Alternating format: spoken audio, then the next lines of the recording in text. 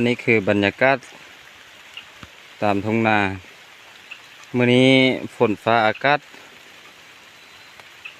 ฝนได้ตกแล้วก็ย่อยเป็นเม็ดๆน้อยๆ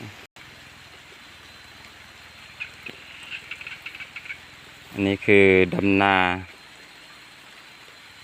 หากกระว่างมือ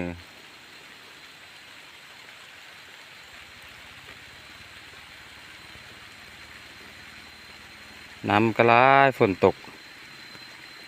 หน่อยปอกปอกปอกพายุเข้าช่วง2-3 วันนี้พายุเข้า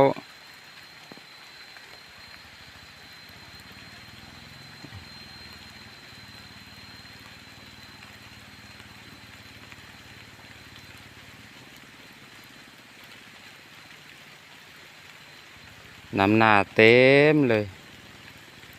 จนท่วมเข้าอันนี้คือฝนฟ้าบ่เห็นภูเห็นผาเลยดีแต่ฟ้าบ่ฮ้องแล้วก็ฟ้าบ่เหลื่อมมื้อนี้แต่เบิ่งอาการแล้วน่าจะฝนลินหมดมื้อเลยทั้งวันเลย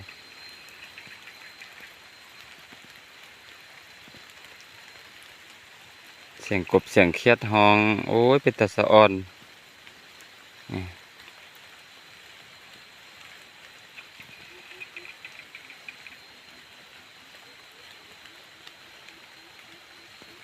เบิ่งฝนเบิ่งฟ้าก็เป็นใจบรรยากาศแบบนี้มีแต่ดีกีจากปอกแล้วก็จี้หอยแก้มโอ้ยสะอ่อน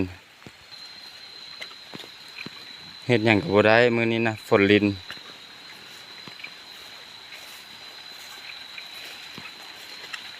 มาเบิ่งนามาเบิ่งน้ำนาแล้วก็นาหารจะนึ่งสลีกินกำลังดังไฟก่อไฟอันนี้เป็นสลีน้อยอันนี้นาหารจะนึ่งกินเพราะว่ามามื้อนี้ก็บ่ได้เอาหยังมากิน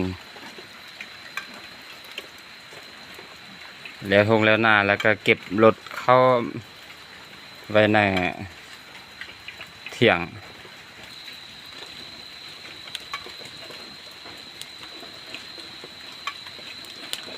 บรรยากาศเป็นใจมีแต่นอนอย่างเดียวมื้อนี้จึงเหมาะสม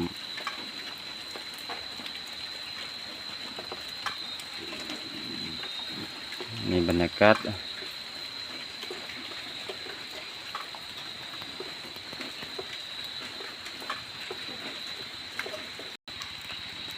อันนี้ก็จะเป็นส่วนแตง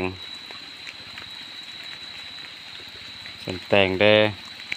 ส่วนพริกได้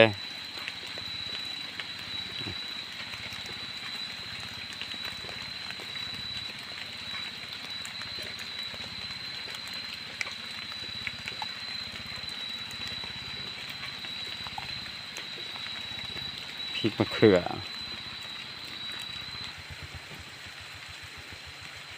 ก็จะเป็นส่วนมันต้นมันสับปะหลัง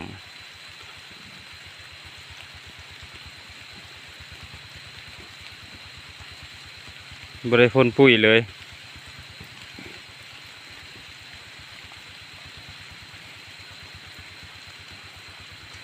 พ่นปุ๋ยบริพ่น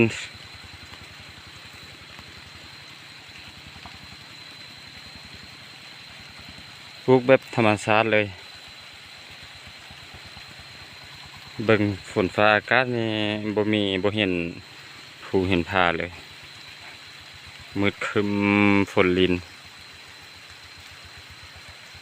อันนี้คืออยู่กับธรรมชาติทุ่งไร่ทุ่งนา